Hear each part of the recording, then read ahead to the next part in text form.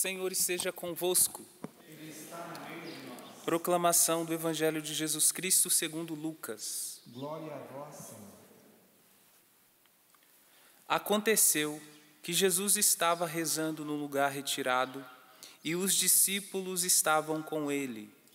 Então, Jesus perguntou-lhes: Quem diz o povo que eu sou? Eles responderam: Uns dizem que és João Batista, outros que é Elias, mas outros acham que és algum dos antigos profetas que ressuscitou. Mas Jesus perguntou: E vós, quem dizeis que eu sou? Pedro respondeu: O Cristo de Deus. Mas Jesus proibiu-lhes severamente que contassem isso a alguém e acrescentou: O Filho do Homem deve sofrer muito, ser rejeitado pelos anciãos, pelos sumos sacerdotes e doutores da lei, deve ser morto e ressuscitar no terceiro dia. Palavra da salvação. Glória a vós, Senhor.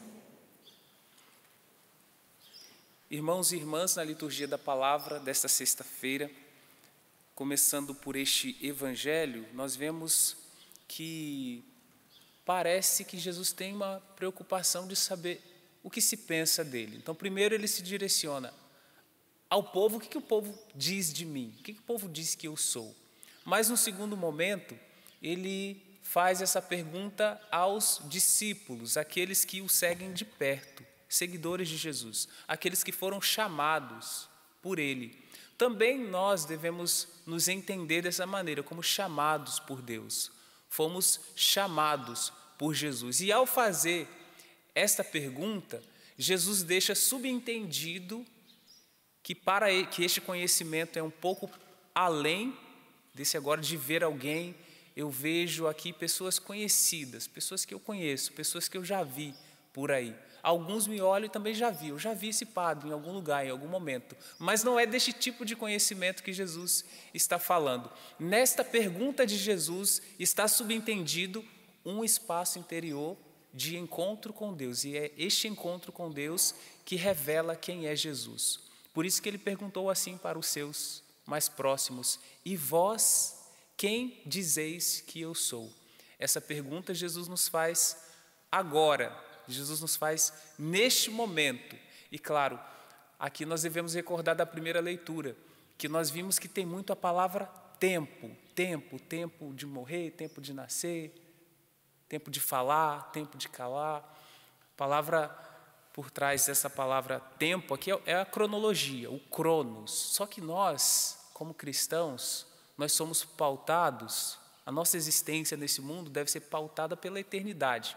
Isso significa que é um outro modo, né, de contagem do tempo. Nós somos pautados pelo kairos, o tempo verdadeiro, o tempo de Deus. Então, quando Jesus, ligando com essa primeira leitura, quando Jesus pergunta aos discípulos: Quem e vós, quem dizeis que eu sou? Essa pergunta de Jesus no kairos, que é a eternidade, que é sempre atualidade, que é sempre presente, é um eterno hoje. No kairos, Jesus está fazendo essa pergunta a nós agora. E vós, quem dizeis que eu sou? Então você pode dizer o que seus parentes dizem de Jesus, o que as pessoas da sua casa dizem ou não dizem de Jesus. Eles não conhecem Jesus, eles não amam Jesus. Eu quero anunciar a palavra de Jesus para eles, para a minha cidade, para o povo da minha cidade. Mas a pergunta kairótica de Jesus é atual, é agora. E vós, quem dizeis que eu sou? Pense, aqui tem muitas pessoas aqui no santuário, mas algumas pessoas acompanham de casa também. E vós, quem dizeis que eu sou? Se nós ainda não sabemos responder essa pergunta a respeito de Jesus, a respeito dessa experiência com Jesus, que não é apenas conhecer ou ver algo, mas fazer a experiência com este alguém que é a segunda pessoa da Santíssima Trindade, que é Jesus. Então nós devemos pedir a Deus que em nosso coração tenha espaço para a presença do Cristo. Nós precisamos criar este espaço que talvez possamos chamar de interioridade. É neste espaço interior que nós damos para Deus que nós vamos conhecer Jesus um pouco mais verdadeiramente. E a partir desse espaço interior para Deus, nós vamos criar espaços exteriores também, no tempo, na cronologia. Muitos pararam agora meio-dia para vir aqui no santuário participar da Santa Missa. Saiu de casa, gastou tempo e veio participar da Santa Missa. Porque tem o espaço interior para Deus, dá um espaço exterior também. Então vem para a capela, vem para o santuário e reza. Alguns em casa mudaram de canal, agora colocaram na Canção Nova, porque está tendo a transmissão da Santa Missa. Por causa do espaço interior, também espaço exterior para Deus. E vai para além desses exemplos que eu estou colocando para vocês. Também dará maior espaço para a oração em casa, aquele momento de silêncio, momento de refletir a palavra de Deus, momento de fazer a leitura orante da palavra. Você lê alguns versículos e para refletir sobre aqueles versículos que você leu.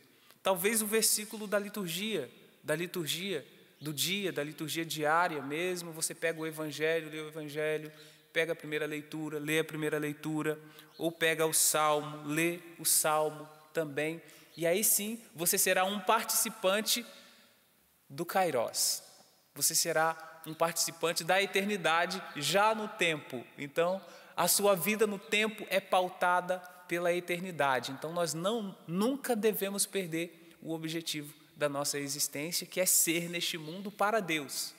E claro, essa é a primeira realidade, né? O tempo que nós devemos dedicar de qualidade para conhecer a Deus e para podermos dizer quem de fato é Jesus para mim, quem de fato é Jesus na minha vida, que papel Jesus tem em minha vida. Então esse é o primeiro ponto, mas tem um segundo ponto ainda interessante que está tanto no Evangelho quanto na primeira leitura também.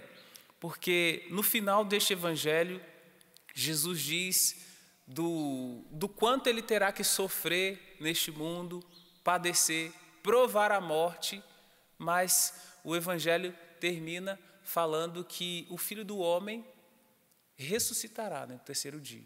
Então ele vai sofrer, vai padecer, mas ele vai tocar na ressurreição também. O mistério da morte aqui, ele é sobreposto pelo mistério da ressurreição. E é bem essa realidade que nós vimos também na primeira leitura, quando é exposto para nós que há um tempo para cada coisa, e ali diz também, claro que vocês veem que isso é sempre é uma realidade é uma realidade antagônica, tipo, tempo de sofrer, tempo de chorar, tempo de rir, tempo de viver, mas fala do tempo de morrer também. Só que a realidade daqueles que se entregam a Cristo não termina no tempo de morrer. Na verdade, nós caminhamos no tempo, nós caminhamos nesta vida, mas nós temos um objetivo finalidade, um encontro definitivo com Deus. Este encontro definitivo com Deus deve definir o nosso agora. Este encontro definitivo com Deus deve definir todas as nossas escolhas. Este encontro definitivo com Deus deve definir também a nossa maneira de rezar. Por isso que nós somos homens e mulheres para a ressurreição.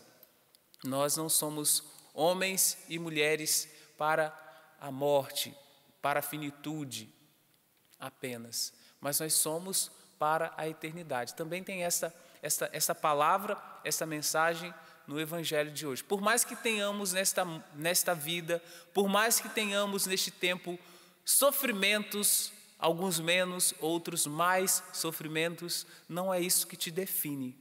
O seu sofrimento não te define. A sua enfermidade, a enfermidade que você está vivendo agora, não te define.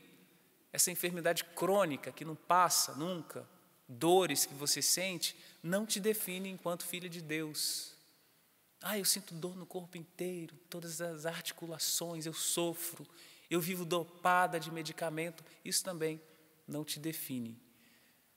Então lança um olhar para a eternidade para fazer com que este sofrimento tenha sentido em Cristo, como participante dos sofrimentos de Cristo, participante do sofrimento de Cristo. Veja que graça tão grande. Mas uma vez participante do sofrimento de Cristo, saiba que você também será parte da ressurreição dele. E é isso que dá sentido a tudo.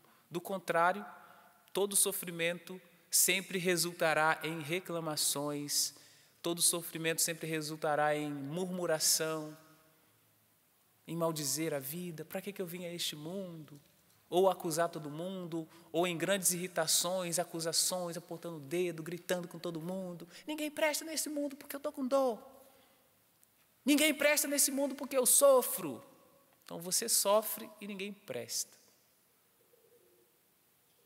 Não é desse jeito que nós devemos levar a nossa vida. Nós devemos levar a nossa vida como cristãos de fato. Recordando, você não é definido pelas pessoas que te traíram. Você não é definido, você não é definida pelas pessoas que te abandonaram, que te deixaram de lado. Uma pessoa que te abandonou não significa que Deus te abandonou. Você parou do namorado e aí parou de procurar Deus, como se ele tivesse obrigação de manter um traste na sua vida. Parece que não é muito bem por aí. Talvez precisamos abrir os olhos e ver os novos caminhos e as novas portas que Deus abre para nós. E constantemente elas estão sendo abertas. E nós devemos nos colocar na presença dele, porque o tempo oportuno para a mudança é agora. O tempo oportuno para a conversão é agora. O tempo oportuno para que eu caminhe com Deus é agora. Não tem outro tempo. O momento oportuno é este. É este que o Senhor nos concedeu como dom. É este que o Senhor nos concedeu como graça, porque Ele é Senhor de tudo. O Senhor da eternidade é o Senhor do tempo também. E Ele direciona a nossa vida, Ele conduz a nossa vida. Sejamos assim direcionados, conduzidos por Ele. Eu convido você a se apresentar ao Senhor no final desta homilia, apresentando o seu coração, apresentando a sua família, apresentando os seus desafios, as suas dores, os seus sofrimentos, apresentando as suas enfermidades, apresentando as suas dificuldades e os seus medos. Nós nos apresentamos a Ti, Jesus, pedindo a graça de sermos direcionados. Queremos ter uma nova visão sobre o mundo. Queremos olhar o mundo como que com óculos, os óculos da fé, que faz ver a beleza existente, a beleza ali presente, a beleza que nos direciona, a beleza que nos conduz. Ilumina-nos, Senhor, envia sobre nós o Teu Espírito Santo, para que tenhamos visão espiritual, visão sobrenatural, visão que muitos males que nos acontecem, muitos deles não são vontade de Deus, mas foram por más escolhas, foram por escolhas, às vezes, erradas, que eu sabia que não devia ter feito. Isso eu apresento a Ti também, Senhor. Dá-me a graça de viver este tempo de graça, tempo oportuno, kairós de Deus, o tempo da transformação, o agora que me transforma definitivamente é um agora tocado pela mão de Deus, é um agora que aponta para as realidades últimas, mas que são de fato as realidades definitivas, colocados inteiramente no coração de nosso Senhor.